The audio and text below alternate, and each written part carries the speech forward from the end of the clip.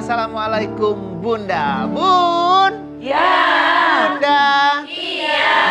Nah, kita hari ini membahas tentang karena kesibukan mempersiapkan lebaran, akhirnya kita lalai sama ibadah kita. Iya. Tadi kan kita udah bahas tuh banyak nih, sekarang giliran Bun. Ya. Bunda. Iya. Yang baper silahkan. Ya, siapa yang mau tanya? Siapa yang baper nih? Oh, Masya Allah. Boleh, Bunda. Yang kerudung merah ya, Bang? Semuanya. Ya.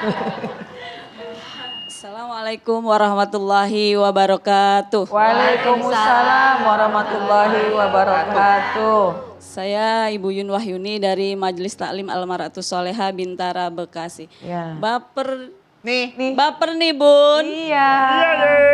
Mau tanya nih Bun. Ya. Ini ada tetangga saya nih di awal-awal puasa dia lebih rajin ke masjid, sholat taraweh. Terus setelah dia mau mendekati lebaran, dia lebih sering ke mall. Dia berburu diskon baju lebaran. Itu gimana tuh Bun cara menasehatinya? Terima kasih. Wassalamualaikum warahmatullahi wabarakatuh. Waalaikumsalam warahmatullahi wabarakatuh. Jadi bagaimana cara menasehati diri sendiri ya Bun, gitu ya? Iya. Gimana tuh Bun cara menasehati temennya tuh? Iya, baik. Kita bahas ya Bang Langsung ya. Bun. Bunda. Pernah baginda kita Rasulullah Sallallahu Alaihi Wasallam bersabda, abghadul bilad ilallah aswaquha. Hal-hal atau tempat yang paling Allah benci adalah pasar-pasar. Kenapa? Karena di dalam pasar kumpulnya begitu banyak kejahatan dan keburukan. Meskipun banyak juga kemanfaatannya. Di antaranya ada orang yang menipu di pasar. Kita udah mau pulang, jangan dulu lihat sebelah sana belum dilihat. Kita udah mau pulang, udah jam 2 belum sholat zuhur, jangan pulang. Coba lihat di sebelah sana, ada yang lagi diskon, betul apa enggak? Pengalaman kayaknya Bang ya. Iya. Bun, Bunda, kita ke pasar boleh. Kita mengejar diskon di mall boleh. Asal ingat, ketika kita sudah tunaikan hajat kita, apa yang sudah kita perlukan, sudah kita dapat, maka niatkan untuk segera kembali ke rumah. Segera pulang, melanjutkan ibadah di dalam rumah. Insya Allah. Cara ngasih tahu ke teman gimana? Bilangin aja pelan-pelan. Hati-hati cara memberikannya, menyampaikannya dengan bahasa yang santun agar tidak menyakiti perasaannya. Bun, udah selesai kan belanjanya? Ya udah yuk langsung pulang. Soalnya nih sayang nih bulan Ramadan. Yuk kita segera pulang supaya kita bisa banyak lagi ibadah di dalam rumah. Wallahu a'lam bishawab. Tapi biasanya tuh orang muncul rasa pengen belanjanya, pengen berfoya-foyanya itu emang udah mendekati hari lebaran. Iya, betul. Tapi ada juga orang yang gak demen belanja, ada Bun. Kenapa ya? Ada ya? Ada loh. Ada yang nggak senang belanja ya? Bun ya, Bunda Irma pasti lebih tahu deh. Ada orang yang rasa hatinya tuh emang gak doyan belanja. Gak senang tuh belanja. ada. Iya. Itu Karena kenapa gak ya? punya duit kenapa tuh Bun? Ya, mungkin gini, ada orang-orang yang kontrol dirinya itu kan rendah gitu ya. Jadi kan kalau kita bicara secara psikologis tadi saya ingin menambahkan juga tadi dari Ustazah. Jadi kontrol diri, kemudian regulasi diri itu kan berhubungan dengan kematangan secara emosional. Betul. Tapi itu ngomong-ngomong terpengaruh sama umur gak sih Bun?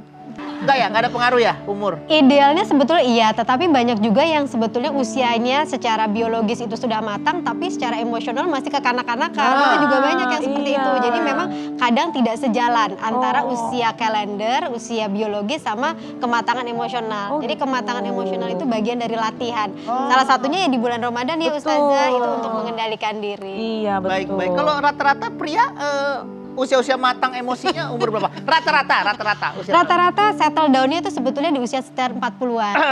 Oke lah ya. Tapi matang ya. Tapi tadi kenapa pesen makanan sampai berlebihan gitu? Kan Bunda Irma bilang itu rata-rata. Rata-rata. Kan nggak di rata-rata itu ya Bun. Bun. Ya. Bunda. Iya. Ada yang baper? Silakan.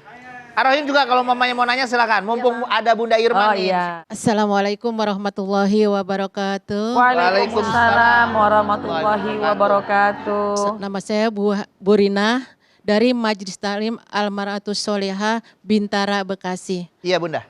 Baper nih Bun. Iya. Bun, saya punya tetangga kerjanya di bengkel.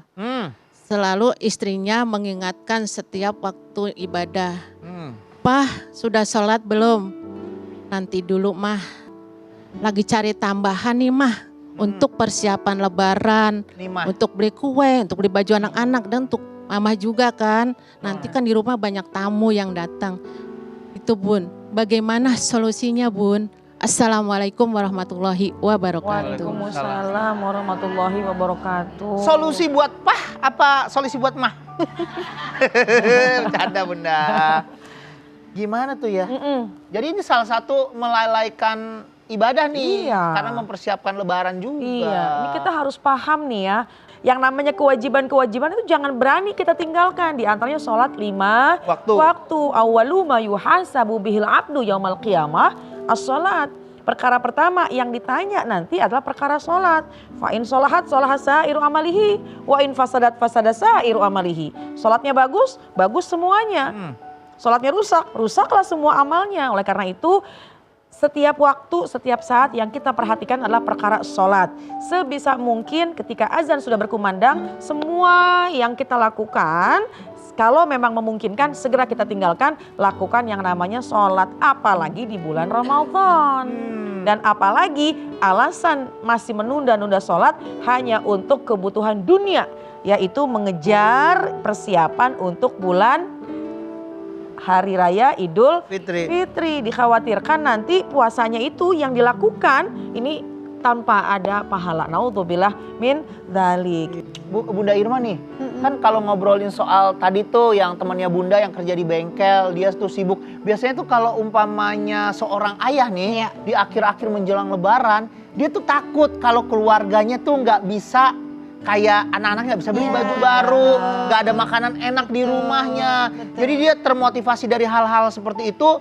Jadi si suami tuh seorang ayah tuh jadi lebih bekerja keras gitu loh.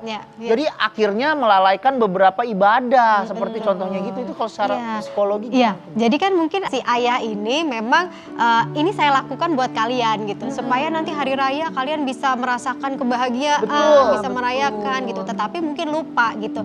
Anak-anaknya juga sebetulnya butuh contoh, butuh role model gitu. Karena kan model perilaku ibadah itu semua kan dari orang tua yang utama gitu. Jadi sebaiknya sih memang kalau kita adalah teman dekat nih Bun gitu ya, mungkin kita bisa mengajak bicara mungkin ke teman kita yang perempuan gitu ya, untuk bersabar sudah pasti. Kalau misalnya kita lebih dekat lagi ya kita bisa nih ngobrol gitu sesama anggota keluarga dengan keluarganya yang bersangkutan gitu. Karena anak tetap butuh role model dari keluarga gitu. Karena takutnya ayahnya memang melupakan itu begitu. Bener banget, tuh jadi pengen pulang ketemu anak-anak. Bun, Bunda. Iya. Habis ini kita balik lagi, jangan kemana-mana, tetap di Assalamualaikum Bunda. Assalamualaikum Bunda. Assalamualaikum Bunda. Setiap